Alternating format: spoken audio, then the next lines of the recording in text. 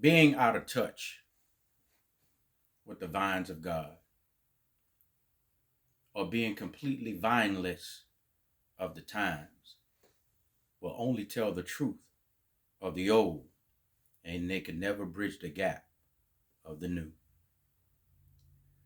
In essence, true vines for one, but not for all, will only possibly make that young lady vineless. Let's go to work. 1 Timothy 3:1 says that if you desire the office of a bishop, you must first be blameless, the man of one wife, vigilant and sober. But before I move on about the prerequisites of a bishop, the first thing is it says that if a man desires the office of a bishop, you do notice that the scripture says if a man, that means flesh, desires the office of a bishop, that he must meet these parameters. And meeting these parameters, the first thing is he must be blameless. Well, it's obvious you being blamed for the way that you destroyed the character of this young 15-year-old girl. I won't get into your personal life because it's irrelevant at this point. So whether you have one wife or 50 million wives, it doesn't matter. But vigilant. Vigilant means you should have had the forethought to understand the words of your mouth, the way that it penetrated this young lady's soul to the world, could destroy her to where she could never get to the point where she could recover. More importantly, sober. Everybody thinks the word sober means because you're inebriated, because you're under the influence. No, you could lack sober judgment because you're an idiot. You could lack sober judgment because you're unintelligent. You could lack sober judgment because you're arrogant and you're cocky. You could lack sober judgment because you're very destructive. And exactly what you did to this young lady was very destructive. And you lack vigilance. Want me to tell you how you lack vigilance? Because you decided that you had already made an agreement with the world. That's why you have a camera in your church. But you forgot that one eye sees all, and all sees that one eye. So people see, and we're watching, and we're in protection, we're in covering, and we're in defense of that young lady. I always promised myself that I would never do a reactionary video because I could care less as to what man says. But in this instance, this is just a man standing up for a young girl who doesn't know any better. And maybe that's what all the men should have done in that church, or that building that you call the church, True Vine. Sadly, they didn't. And I wonder why. Could it be that because she's a 15-year-old young lady, a 15-year-old girl, that the man that desired the office of a bishop did not force the person that laid down with her to stand before the congregation and put themselves on public display? It's impossible that she could have done it by herself. Or maybe it's somebody of some degree of importance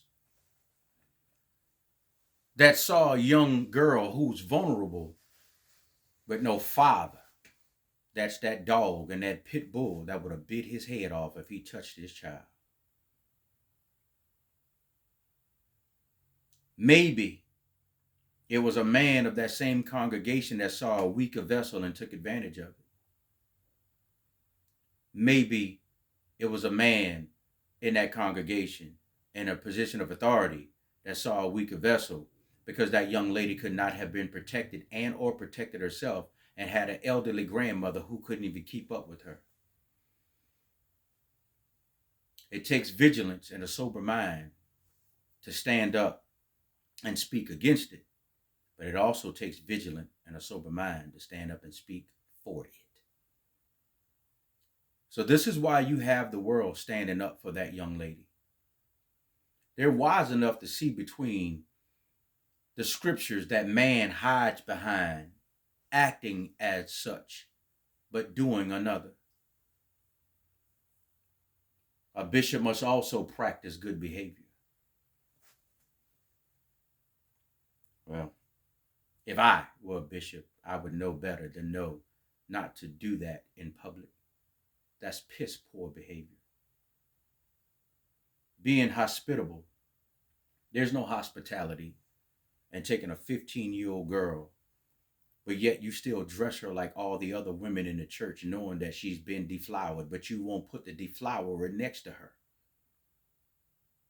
There's a reason why. Apt to teach. That teaching should have been done in private, not in public.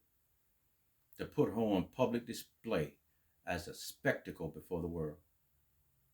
Are you responsible for the repercussions of her actions after that? Nah, you just blame it on the devil. Whoever that is. But apt to teach, you should have taught her in private. You shouldn't have been a striker. And you wonder why the world is striking back. They've been struck too much by everybody who hold these titles and positions, hold these positions of authority. And it's obvious that she's been in attendance so long that something and someone and other people in there have failed her tremendously. No mother in sight, no father in sight, no sperm donor in sight. But oh, how the world looks at her based on what man wants to do to her. The world is interested to find out who she conceived by. I wonder if the bishop has the same feeling. But don't worry about it. There's a scripture for that too. You can go through 1 Timothy 3 and 1 through 3 and talk about the desires of a bishop. And you can argue back and forth whether it's God appointed, God anointed, but you ain't going to get it.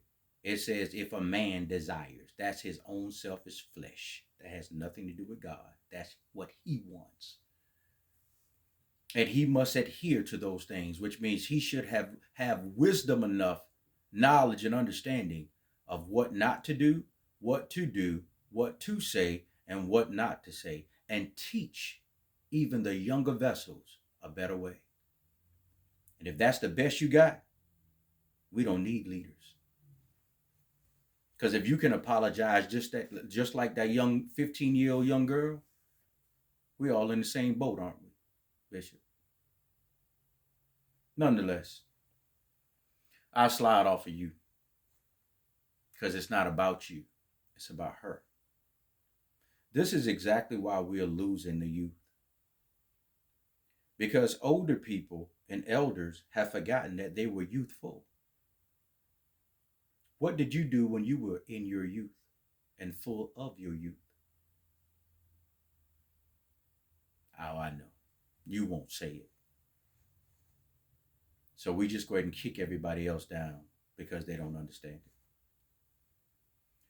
But John 8:7 says that there was a woman that was caught in adultery. We can also just not really add, but just slide in based on the way she was destroyed, caught in fornication. But was she really caught?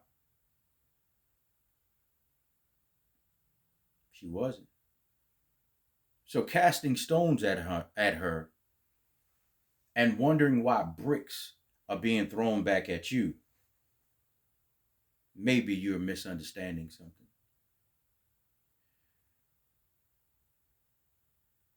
This young girl wasn't at it alone. So she should have been left alone if you were going to leave her up there at the table that you told her not to touch alone. It ain't nothing about that table that's important more than saving her soul. Y'all keep playing around with this stuff and you're hurting the children as though you were never one. My heart goes out to that young lady. And again, I always promised myself that I would never do reactionary videos. But this is my second one because I had to tame my anger. And I still may upload it because I didn't say anything wrong. And if I did, all I got to do is ask God to forgive me just like you. See what type of sense that makes. But if we don't do a reset on all this foolishness, the last few seconds that the black church think they have to survive is over. You leaders need to stop checking the people. And you need to start checking each other. Because maybe your leadership is the problem. She didn't get pregnant by herself.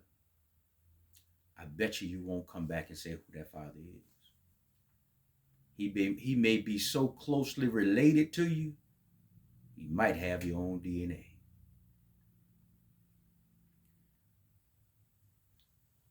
When will we ever learn? True vines, we'll never know which ones are true anymore. Look at what they do. And you wonder why we stopped coming? Here's your proof. So, the world is only serving you the same platter you served her. The same table you told her not to touch. They touching your table. The same way Jesus came in there and turned it over. That go for you and anybody else. They coming. I wrote it in a book called Man Must Be Conquered. I ain't trying to do no promotion and sell it. It's going to do what it's going to do anyway. They coming. You can believe whatever you want to believe. But True Vine, you out of line. Where are her accusers? You should probably publish that one.